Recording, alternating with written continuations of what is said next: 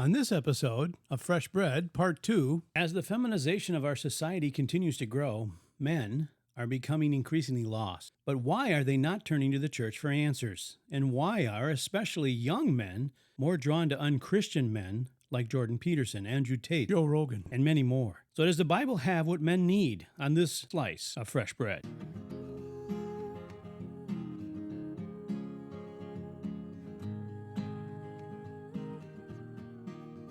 Welcome to Fresh Bread, a podcast ministry of Grace Bible Church, Gainesville. Pastor Brandon, Pastor Keith.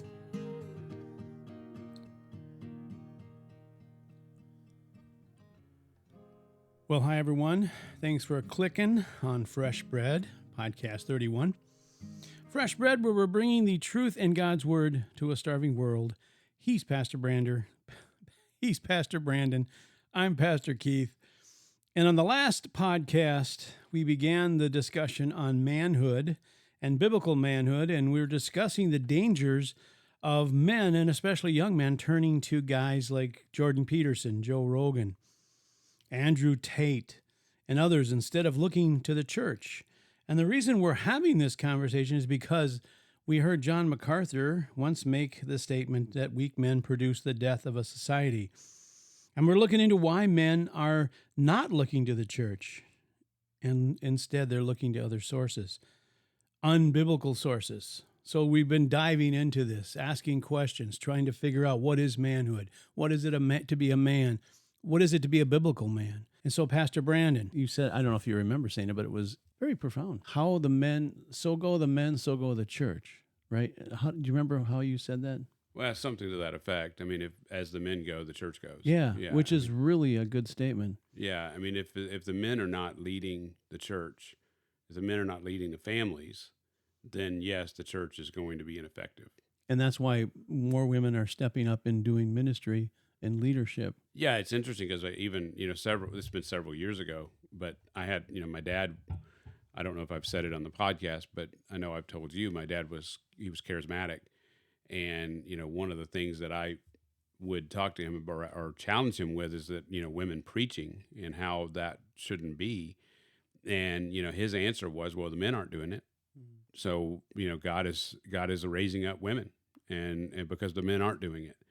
And the truth is, I think he's right. He was saying it from a standpoint, it's okay because the men aren't doing it and somebody needs to. But I think there was a sense he was right, because that is exactly what's happening. That women are stepping up and they are leading in the church, but they're doing it because there's the men many of the men that are there are not leading in a way that God would have them lead. They're not leading in terms of like biblically, but then there's just a lack of men to lead, and so it has left this vacuum in the church where women are stepping up and preaching and doing things that they ought not do. I feel the same way when I look at, and we just talked about sports. I had good coaches and they were all men. I'm really not in favor of having a woman coach young men in football or baseball, or even in, I guess, scouting is another thing that they more women are now scout leaders with men. Mm-hmm. I think young men need to be with older men to help shape them. And if it's always women coaching them and shaping them, and now their pastor is a woman, I think it's really difficult. Yeah, I mean, they do need young men need older men. I mean, John recognized that. I mean, he. When he wrote in 1 John, he talked about the older men. He talked about the younger men. He recognized. I mean, you need both groups, and you need the older men shaping the younger men. You need the older men challenging the younger men, and you need the younger men.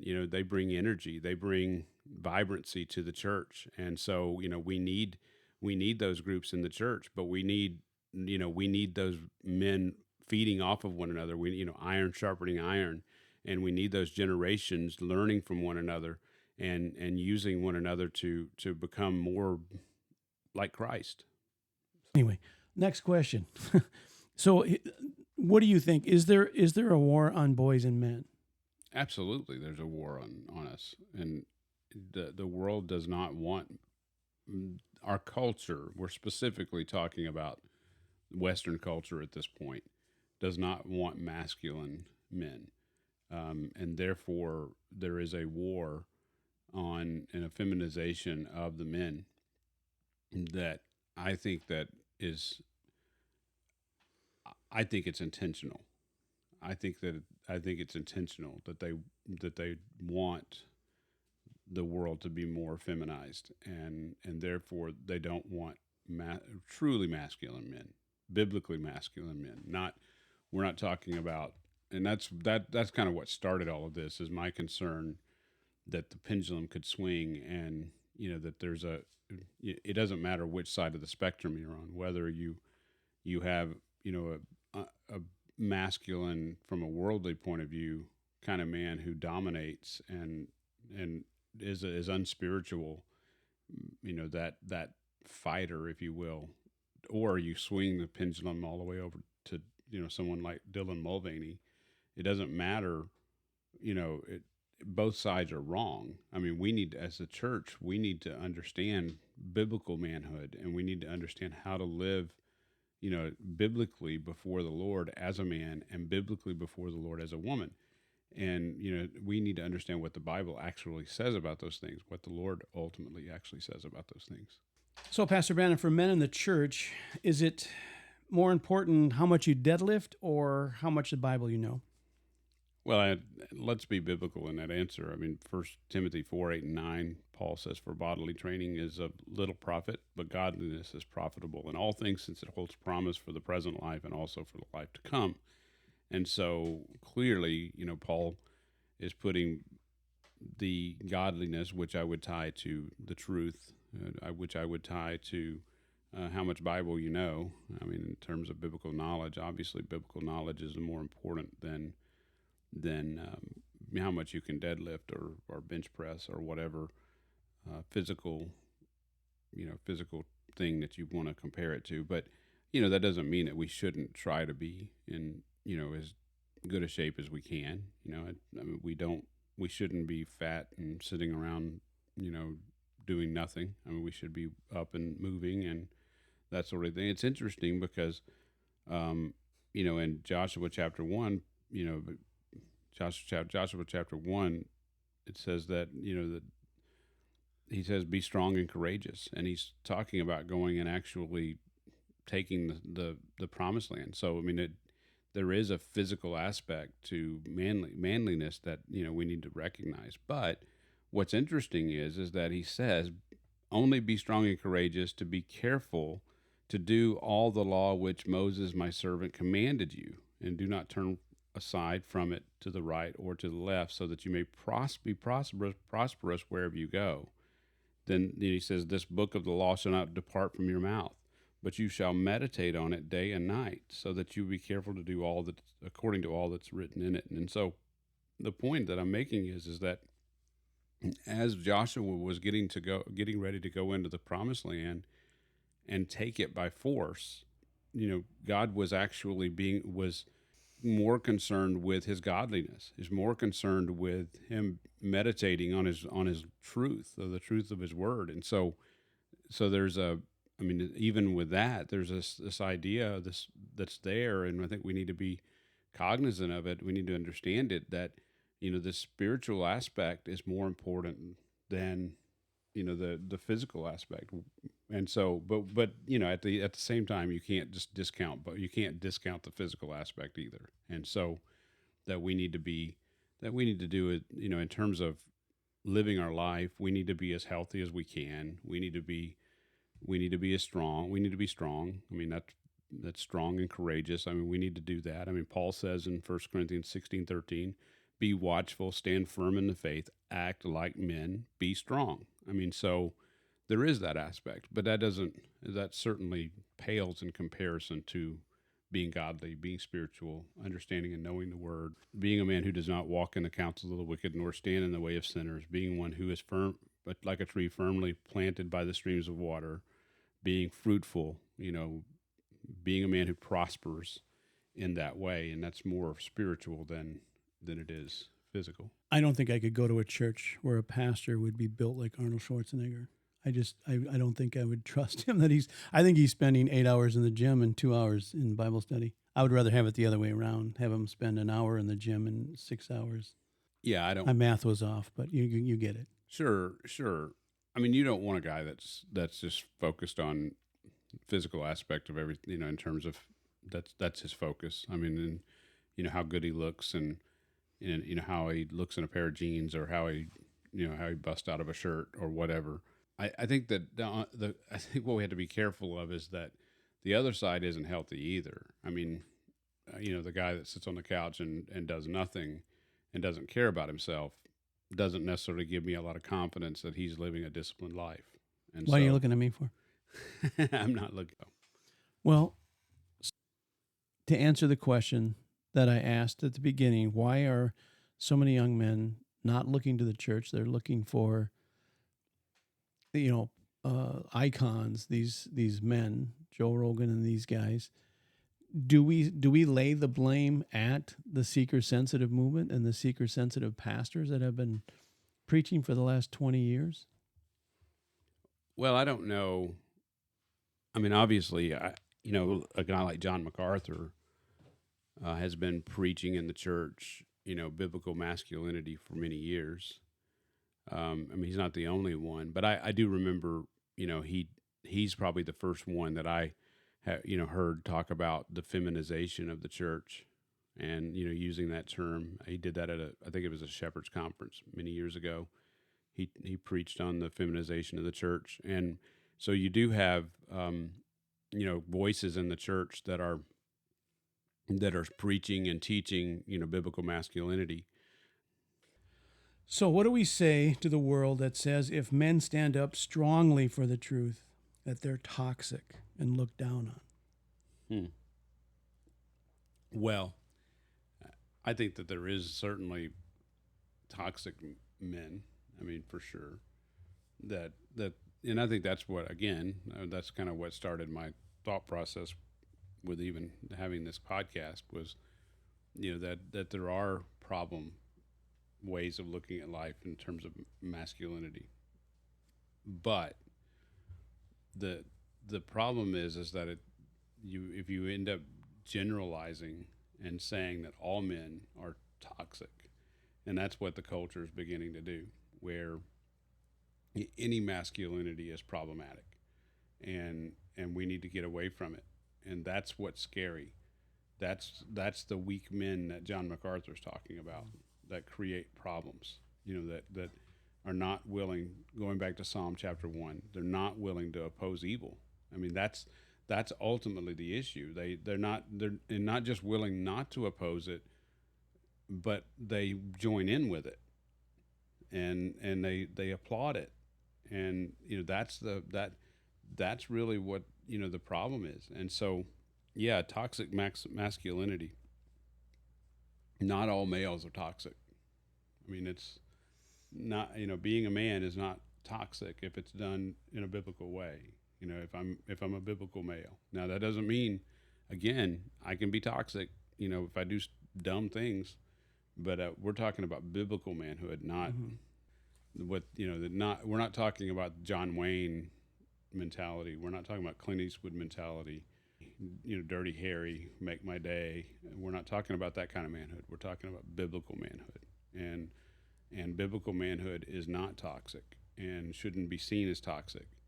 But the world hates the truth, so they're going to do what they can to discredit, godly men. Absolutely. I was just thinking of like when you have men who stand up for their daughters by not wanting a man who is pretending to be a woman in the same dressing room with them. That man is now considered toxic, whereas before it would just be call me toxic then, great, baby. A great. I'm as toxic as they come. Yeah, a great dad. That's what because he would be called. Yeah, I don't want some creep in my daughter's dressing room, and I'm gonna stand up for that. So if that's toxic, then I'm toxic. Yeah. Well, and that's what they consider that. Again, you're standing up for the truth, and you're standing strong for the truth, and that's toxic. So have men been robbed of leading the way God made them to lead? Well, yeah, I mean, I think I think by and large, yes. But I think what we have to recognize is that's been true from the garden, Mm. and so we're just seeing again. It's just the pendulum is swung. I mean, we're not saying that again. We go back to Clint Eastwood, John Wayne. We're not talking about that kind of manhood being the right type of man, but we're not talking about Dylan Mulvaney being the right type of man either. We're talking about biblical manhood, and Mm. so yes, I think that the leadership of men has been usurped, the biblical leadership because of sin, because we live in a sin fallen world, and so whether the pendulum is one side or the other doesn't really matter. Um, we have a lack of men who are leading biblically Mm. according to the truth. So looking at the Bible, can we really understand maleness apart from femaleness? Well, I think that you have to have both. I mean, again, God created. Well, that's a good. That's kind of where I was going. Can we understand it without, like, we need to look at Genesis, right? Yeah, I think Genesis 1, God created man.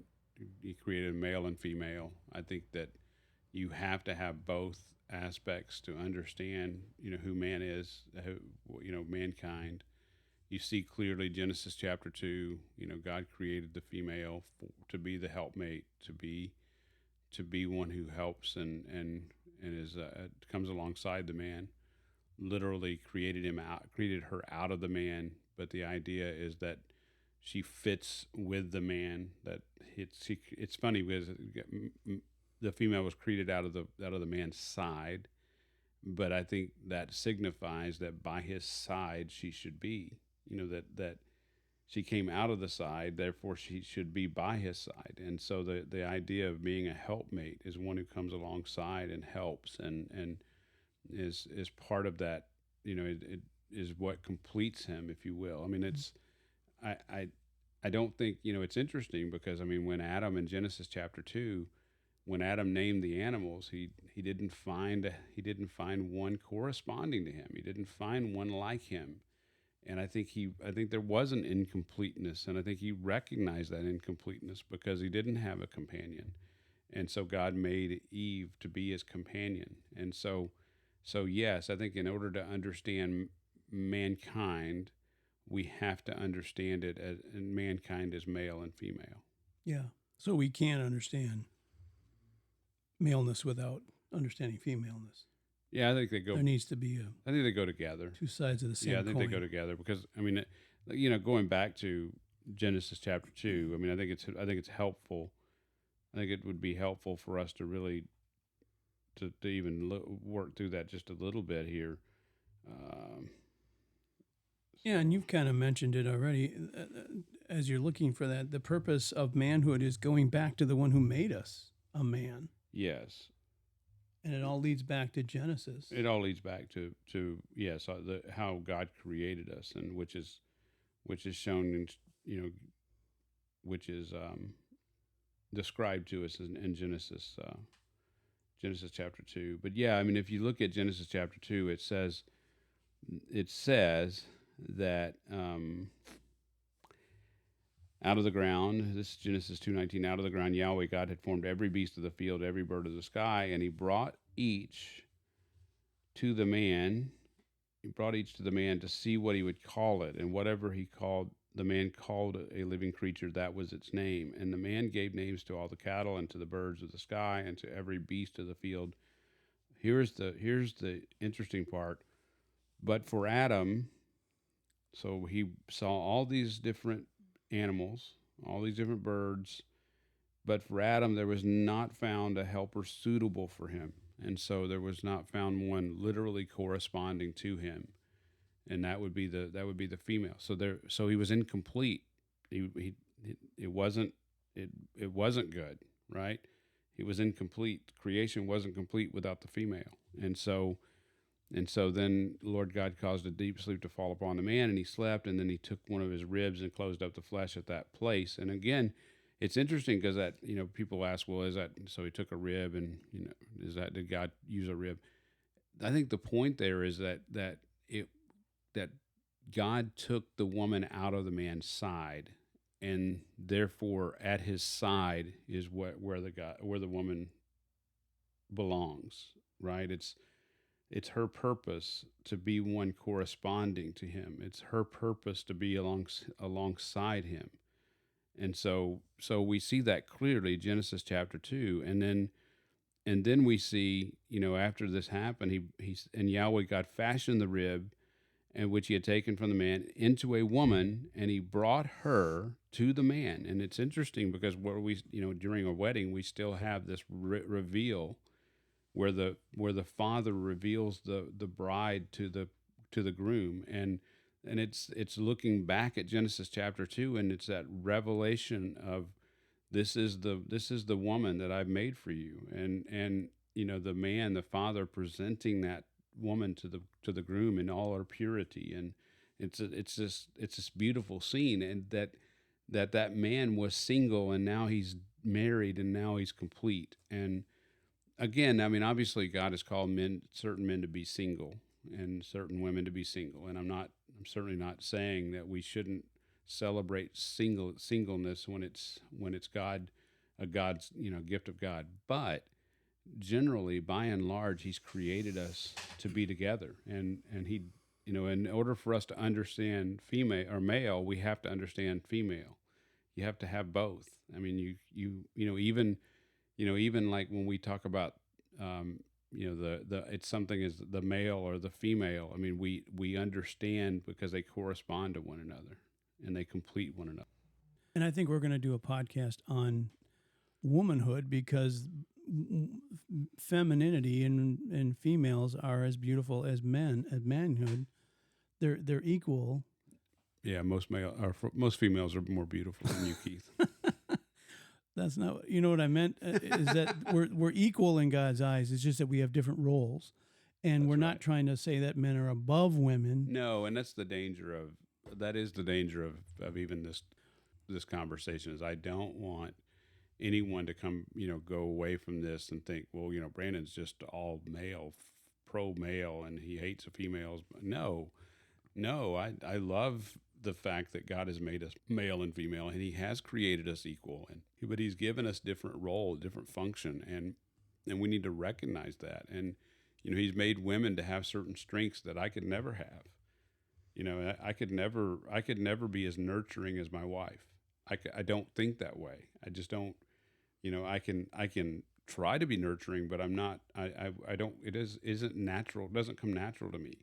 And so, but at the same time, I mean, there's things about me that my wife can't do and doesn't do naturally. And so, I mean, God has made us to correspond to one another. God has made us together, male and female, to be able to raise children, to be able to, and I mean, let's not forget. I mean, going back to that Genesis 1:26-28. I mean, the idea there is that that you would go be fruitful and multiply and fill the earth and subdue it and have dominion over the fish of the sea and over the birds of the sky and over every living thing that creeps on the earth. And so the idea there is man and woman coming together in order to be fruitful. And I don't care. I mean, you can't you even artificial insemination. I mean, you have to have both sides. You have to have a sperm and you have to have an egg. I mean, and we can fake it, and we can have artificial insemination and all those things, but ultimately God didn't design. He designed both to be involved in that process. And I mean, when I say process, I mean the full process. I don't mean just every aspect of raising children. Yeah, and that brings me to the next question. How important is it that a man be the head of his household, to be a priest, prophet, provider, protector? Were we created for this? Yes. It's critically important, and where that doesn't happen, we end up having problems. And that doesn't mean, again, I mean, there's situations where if a woman is married or has children and something happens to the male, and the woman has to take some of those responsibilities because she's not married, anymore, and for whatever reason, that doesn't mean that God can't bless that situation. And that doesn't mean that women are less than or can't do those things. But yes, ultimately it's critical, by and large, in a society, in the church, certainly critical for males to be leaders in the home, to be the men that are standing against evil, that are providing and doing all the above. Yes. Mm. So do you think that young men, or even if you're not so young men, have to have it all figured out before he steps up and gets married and leads his family? No. I mean, I think that's probably part of the problem when we're going back to the question of men not growing up. Part of the problem is that there's a failure to launch because they don't, they want things to be perfect before they actually launch. And it's part of that's the society that says, oh, you need to have a few years under your belt before you can get married. And I don't think that's right. I don't think that that's something that we need to. I mean, my daughter just got married to a young man. She's young, he's young. Are they going to have problems? Yes. They're going to struggle. Yes. But I'm there as her father, and he's got his father and his mother, and my wife, and we're all there to help contribute to, getting them over the hump. And they have the church that can come alongside them. They're in small group. They're regularly attend church. Where pastors can come alongside them and help them. And absolutely, are they young? Yes, but at the end of the day, I think it's best to move forward together. And that doesn't mean, again, it doesn't mean every situation that every person should marry young. I don't think that you have to get to this certain, I got to get college out of the way. No, I mean, I think you move forward if that's what the Lord is calling you to do. Yeah, I have to be making so much money. I have to have a nice nest egg, and exactly. Yes, I need to save up. I need to have a house. I need to have a nice car. I need to have a good education. Yeah. Before I can actually and those things are good, I guess. I mean, I'm not saying, but it isn't necessarily. But I think that it's overstated in our culture. My wife and I, Angie, met and married and had children right after that. But we figured it out. We had our troubles and difficulties, and we're about to get our last kid out of the house, and we're thinking about what's the rest of our life, and what we're hoping to do is have grandchildren and see our children be fruitful and have children, and we get to see our grandchildren grow up, and Lord willing, we get to see some great grandchildren, and that's what life is all about. And if you wait till you're 35 or 40 to have your first child, I mean, my dad was 45 when I was born, and he passed away he was 81 when he passed away, and my dad's been gone. He's been gone for about 15 years now, and so I remember my dad, but I would love to have my dad here to help me. I would love to have him in his, to know him in his strength, and not have known him mostly as an older man. And I would love to have him here helping me do the things I need to do. And there's a vacuum. I mean, I feel a vacuum there because he was older, and that doesn't mean, again, God brings children in different ages. And I'm just saying as a truism, in general, it's better to have children young, so that you can build, strong families and strong relationships and that sort of thing. So yeah. So as we wrap this up, podcast on manhood, biblical manhood, so men can be tough, masculine, and still be tender. Well, I think that's what we're called to be. Yeah. I mean, I think we're called to be tough, masculine. We're called to go and work hard and make money and support our families. We're called to protect our families, be protectors of our families.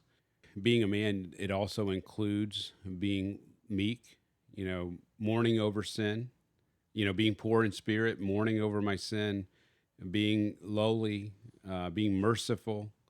Those are qualities of the Christian, but it's qualities of a biblical man as well.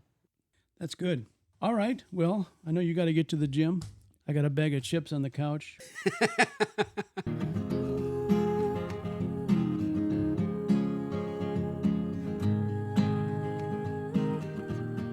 You've been listening to Fresh Bread, the podcast ministry of Grace Bible Church Gainesville. For more information, go to gracegainesville.org. And thanks for listening.